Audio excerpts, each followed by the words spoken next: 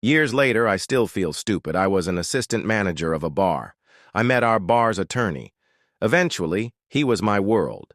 He took me to meet his mother, who unfortunately had ALS. She couldn't talk, but I knew she was trying so hard to say something. Met his sister and Bill. We got an apartment together and everything was amazing, until he got arrested. He was a well-respected attorney, a KY colonel, which evidently is an honor. It turned out he had been forging judges' signatures for quite a while. People thought they were divorced, but he didn't do the work. Just forged a judge on the paperwork. He had a huge story about why he was being set up. I fell for it. He went to prison and got shock probation in 3 months. Some people in Louisville might recognize this story. If so, now you're getting the whole story of even more devastation. I was so happy he was home. A bit later, his mom went to the hospital. His sister was in the waiting room alone with me. She said he was married. I told her no, they were divorced but didn't want to say anything and add more stress to the family. A few minutes later, her husband came to get her and tell her the mother had passed. Then someone saw a news article about him being home.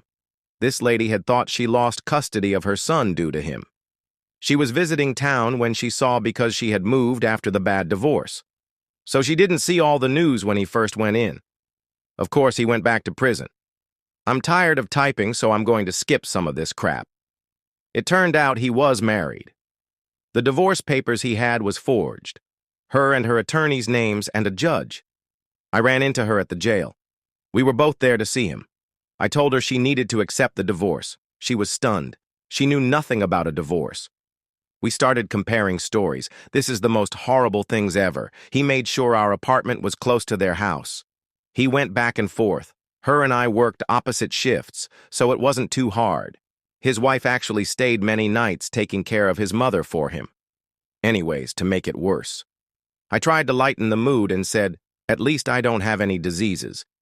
She started bawling and said he always told her that due to stress he couldn't perform. He had told me they hadn't been together for 10 years. OMG, that was true. He was a very physical guy. Then, to make it worse, he had gotten me a Halloween bag of candy and then an Easter basket.